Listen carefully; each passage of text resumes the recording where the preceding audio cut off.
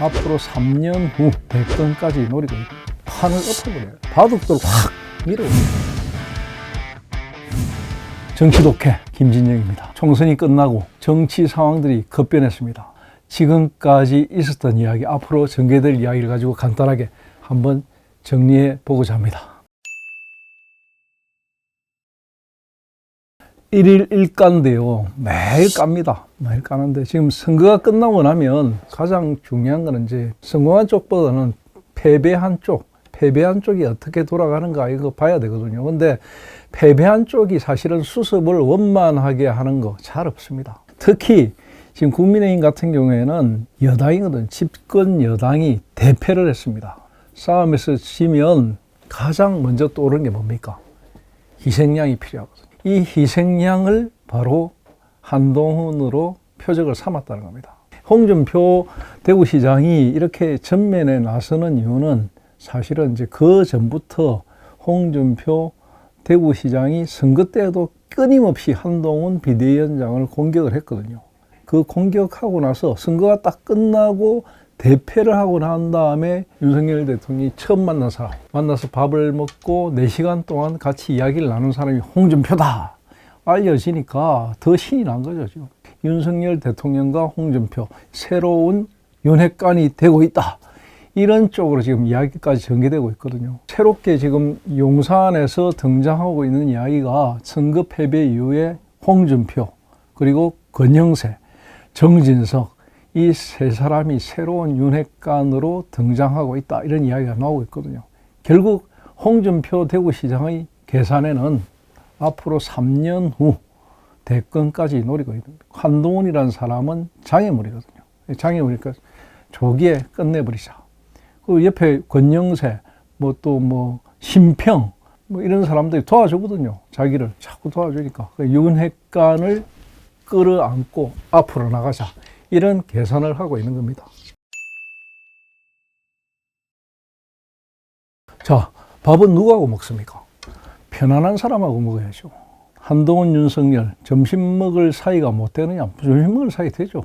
왜 안 되겠습니까? 근데 이제 이런 이야기들이 이제 나온 배경에 뭐냐? 자, 대통령이 선거가 끝난 이후에 제일 첫 번째 만난 사람은 홍준표, 두 번째 권영세, 세 번째는 이제 이재명 대표 만나겠다. 영수회담 하겠다. 그까지 이야기가 난 이후에 이제 한동훈 점심 먹자. 이렇게 된 거거든요. 그러니까, 좀 상황이 순서적으로 좀 안 맞았다. 이렇게 계산을 한 것이겠죠. 한동훈 비대위원장 입장에서는 제일 처음으로 자기를 초대해 주기를 바랬을 수도 있어요. 윤석열 대통령의 식사 정치는 취임 당시부터 굉장히 유명하잖아요. 윤 대통령이 밥을 먹는다는 것은 굉장히 각별한 의미를 가지거든요. 그러면 비대위원들하고 저녁은 어떻게 먹었냐? 그건 이제 편안한 사람들, 정말 편안한 사람들끼리 모여서 이제 뒤풀이 한 것이고, 대통령과 만나는 건 좀 다른 부분이거든요. 결국 한동훈, 윤석열 앞으로 3년 남았거든요. 3년 남은 세월이기 때문에 지금부터 척을 져가지고 어떻게 한다. 힘듭니다. 정치라는 거는 결국 선거인데 1년 반쯤 지나서 지방선거 때 어떤 상황이 될지 아무도 모르거든요. 국민의힘을 누가 끌어가면 좋겠느냐는 여론조사를 하니까 절대 다수의 국민의힘 당원들은 한동훈 비대위원장을 지지하고 있지 않습니까? 결국 이제 한동훈, 윤석열은 다시 만날 것이고요. 그게 시점이 언제가 될지 모르겠지만 윤석열 대통령이 이재명 대표와 영수회담이란 이름으로 마주 앉게 되고 난 이후쯤에는 아마도 그런 시간이 오지 않을까 이런 생각을 합니다. 이 사건은 정말 한 2년 가까이 됐거든요. 재판이 진행되다가 거의 구형 단계쯤 와가지고 이화영 쪽에서 재판부 기피 신청을 하고 변호인들이 중간에 사퇴를 전부 하고 하여튼 복잡해요. 근데 결국 최근에 이제 검찰이 징역 15년의 구형을 했고요.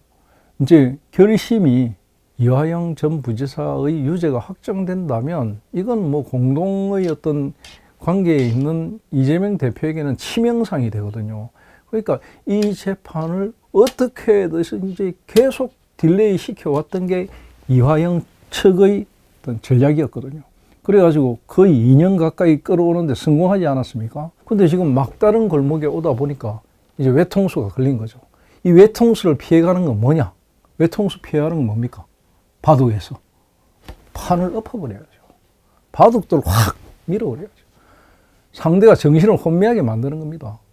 술을 먹었다 했다가 술 냄새가 맡았다. 술 냄새 나가지고 결국 안 마셨다. 여기서 먹었다. 저기서 먹었다. 유리창이 이만했다. 저만했다. 다 기록을 대보면 조사를 갖다 대고 해도 증거가 나오는 게 없거든요. 헛소리 계속 하는 거죠.